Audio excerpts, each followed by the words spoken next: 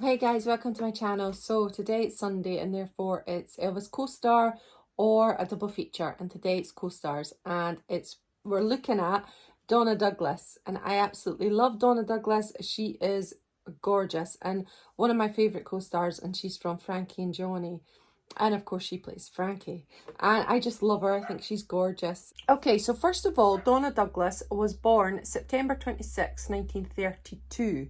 So, yeah, so she's 3 years older than Elvis. And bless her, she passed away in 2015 on January 1st. Oh my goodness, first day of 2015. That's sad. She was an American actress and singer known for her role as Ellie Mae Clampett in the Beverly Hillbillies, and that was from 1962 till 1971. Following her acting career, Douglas became a real estate agent, a gospel singer, inspirational speaker, and author of books for children and adults. So yeah, she was kept busy then, wasn't she? So early life, she was born Doris Lone Smith in the community of Pride, East Baton Rouge Parish, Louisiana, on September 26, 1932. And she was the younger of two children. She was the only daughter of Emmett Ratcliffe Smith Sr., who worked most of his life for Standard Oil, and his wife, Elma. Douglas attended St. Gerard's Catholic School, where she played softball and basketball and was a member of the school's first graduating class. Douglas was named Miss Baton Rouge and Miss New Orleans in 1957. So she already had the beginnings of being a real star. I think that's what they're saying here. So, career. Douglas moved to New York City to pursue a career in show business. And hold on, I've got something popping up. My antivirus has expired. And she started as an illustration model for toothpaste advertisement. She was featured as the Letters Girl on NBC's The Perry Como Show in 1957, and as the Billboard Girl on NBC's The Steve Allen Show in 1959. These and other TV appearances led New York photographers and newspaper reporters to award her the Miss Byline crown, which she wore on CBS The Ed Sullivan Show. That's cool, isn't it? Douglas appeared in a 58 episode of the Phil Silver Show, Bilko and the Crosbys. Oh, I absolutely love the Phil Silver Show. And she was credited as Doris Bourgeois, her given name and her married name from her first marriage. Oh, that's cool. Hal B. Wallace saw the Sullivan episode and cast her in the role of Marjorie Burke in the movie drama Career, starring Anthony Francesco, I think I'm saying that wrong there, Dean Martin and Shirley MacLaine. This was followed by a bit part in the musical comedy Little Abner in 1959, and the role of a secretary in the comedy romance Lover Come Back with Rock Hudson and Doris Day, which is a film I absolutely adore. She made numerous television appearances in the 50s and 60s, including The Twilight Zone. She played Barbara Simmons in 461 episodes of the detective series Checkmate, and her other credits include US Marshal, Tightrope, The Adventures of Ozzie and Harriet, Bachelor Father, Adam 12, and Route 66. And she also appeared in Thriller, Season 1, Episode 16, The Hungry Glass. And then, of course, we've got the Beverly Hillbillies.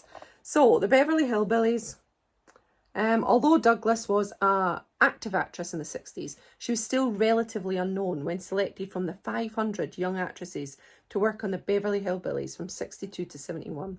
Continually typecast as a result of her Hillbillies role, Douglas decided to focus on her career as a gospel singer. Wow, that's absolutely cool. The Beverly Hillbillies is something that even a little girl from Scotland, me, it penetrated right over to us, and we'd watch it, and my mum loved it, everybody loved it. So it was a big, massive series, and her character was so awesome that, yeah, it's hard for her to get out of that role and that type because it was so powerful, and it reached all around the world, didn't it? It was just a brilliant series, and I absolutely loved it.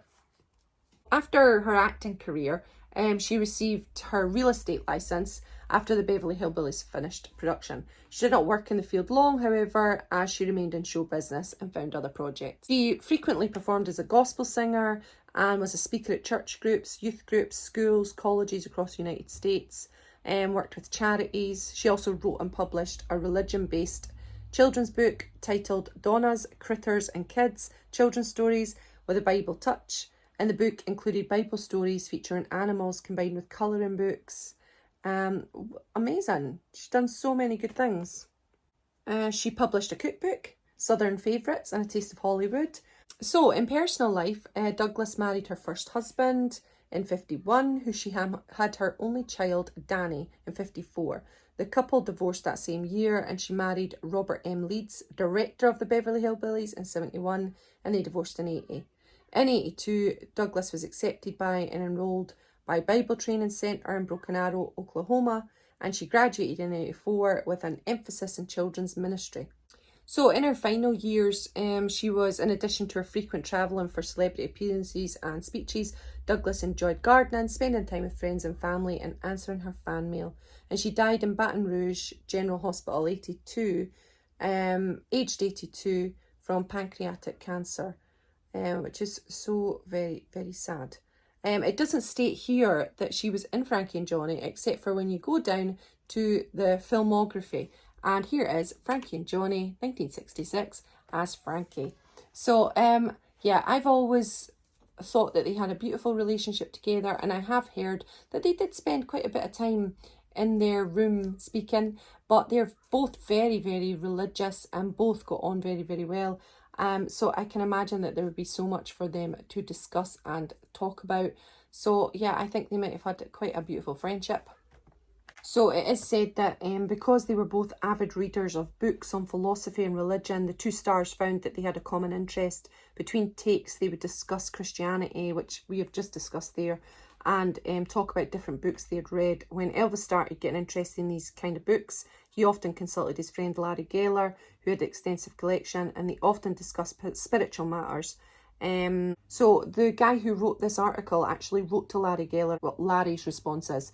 Elvis and Donna Douglas became very friendly. Both were studying the works of Yogananda and were close to the president Diamata. At lunch and at breaks, Elvis and Donna would come into very heavy spiritual conversations. They did have a lot of common, and several people thought sparks were flying. Even though Elvis respected Donna, he only regarded her in a professional capacity and held her in high esteem.